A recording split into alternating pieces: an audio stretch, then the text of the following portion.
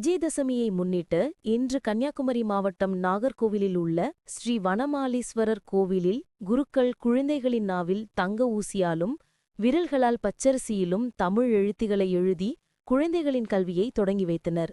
இதில் ஏராளமான பெற்றோர்கள் குழந்தைகளுடன் வருகை தந்தனர். நவராத்திரி விழாவின் 10வது நாள் விஜயதசமி விழாவாக சரஸ்வதி உள்ளிட்ட அம்மன் கோவில்களில் குழந்தைகளுக்கான கல்வி தொடங்கும் வகையில் ஏடு தொடங்கும் வித்யாம்பரம் நிகழ்ச்சியாக ஒவ்வொரு ஆண்டும் மங்களகரமாக கொண்டாடப்பட்டு வருகிறது. அந்த வகையில் இன்று விஜயதசமி விழா கன்னியாகுமரி மாவட்டத்தில் உள்ள சரஸ்வதி உள்ளிட்ட அம்மன் கோவில்களில் கொண்டாடப்பட்டு வருகிறது. நாகர்கோவிலில் பார்வதிபுரத்தில் உள்ள ஸ்ரீ வனமாலீஸ்வரர் கோவிலில் உள்ள சரஸ்வதி சன்னிதானத்தில் கோவில் குருக்கள் குழந்தைகளின் நாவில் தங்க ஊசியால் எழுதியும் குழந்தைகளின் கைவிரல்களை கொண்டு பச்சரிசியிலும் அகரமுதல் எழுத்துக்களை எழுத செய்து குழந்தைகளின் கல்வியை தொடங்கி வைத்தனர். விஜயதசமி என்று குழந்தைகளுக்கு ஏடு தொடங்கினால் அவர்களின் வாழ்வில் கல்வி செல்வம் பெருகும் என்ற ஐதீகத்தான் அடிப்படையில் இந்த நிகழ்வில் ஏராளமான பெற்றோர்கள் குழந்தைகளுடன் வருகை தந்தனர். நல்வாழ்த்துக்கள். இன்னைக்கு நம்ம பார்வதிபுரத்தில் உள்ள சரஸ்வதி கோயிலுக்கு வந்திருக்கோம். இன்னைக்கு பையனுக்கு தங்க ஊசியால நாவலை எழுதியிருக்காங்க.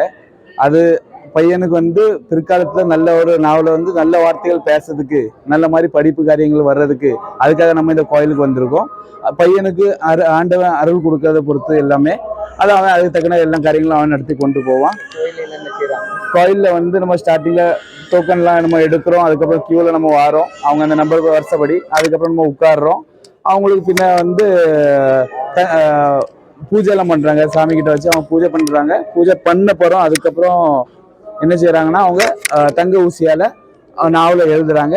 அது முடிஞ்சப்பறம் அப்படியே அதுக்கப்புறம் அரிசியில கை பிடிச்சி எழுதலாம் செய்யறாங்க.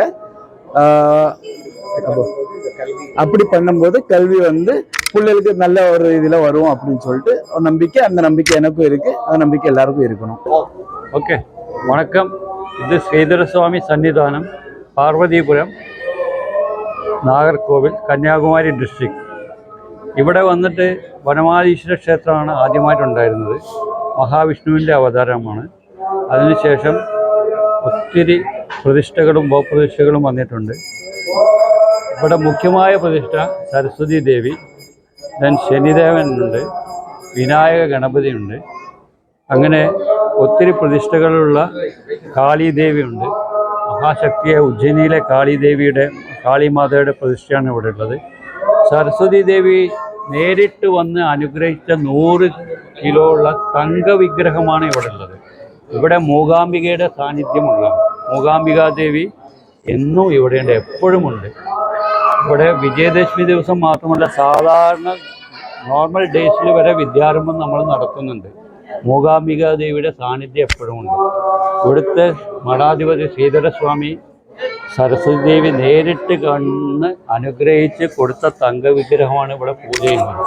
ഇപ്പോൾ കേരളത്തിൽ നമ്മളെല്ലാം, അല്ലെങ്കിൽ തമിഴ്നാട്ടിലെ, കർണാടകയൊക്കെ എല്ലാവരും ഭാഗ്യവാന്മാരാണ്. ഇവിടെ വന്നിട്ട് മൂകാംബികാദേവിൻ്റെ അതേ ദർശനം അതേ സമയം വളരെ വ്യക്തമായിട്ട്. പിന്നെ ഇവിടുത്തെ മറ്റുള്ള ഉത്സവങ്ങൾ പറയുകയാണെങ്കിൽ ഓണത്തിന് ഉണ്ടാകാറുണ്ട് ഉത്സവം. ഇവിടെ ശിവൻ്റെ പ്രദോഷ ദിവസങ്ങളിൽ അഭിഷേകമുണ്ട്. കാളീദേവിക്ക് പ്രസാദം ഊട്ടുന്ന വലിയൊരു പ്രസാദമൊക്കെ ഉണ്ട്.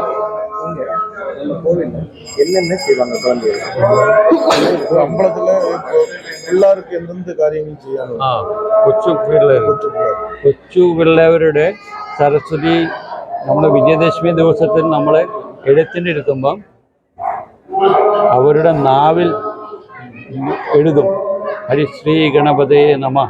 അത് കഴിഞ്ഞിട്ട് അരിയിലെഴുതും. അരിയിലെഴുതി കഴിഞ്ഞ് അവർക്ക് മന്ത്രം ഉപദേശിച്ച് ഹരിശ്രീ ഗണപതി അവർ വീട്ടിൽ പോയിട്ട് അന്ന് തൊട്ട് വിദ്യാരംഭം കുറിച്ച്, ഇവിടെ വിദ്യാരംഭം കുറിച്ച ആൾക്കാർ കളക്ടർ, എൻജിനീയർ, വലിയ വലിയ പൊസിഷനിലെത്തിയിട്ട് കലാകാരന്മാരുണ്ട്, സ്പോർട്സ് സ്റ്റാറുണ്ട്. എല്ലാവിധ അനുഗ്രഹങ്ങളും ദേവി നേരിട്ട് നൽകുന്ന സ്ഥലമാണ്. എൻ്റെ പേര് ഗിരീശൻ, സ്വദേശം കോഴിക്കോടാണ്.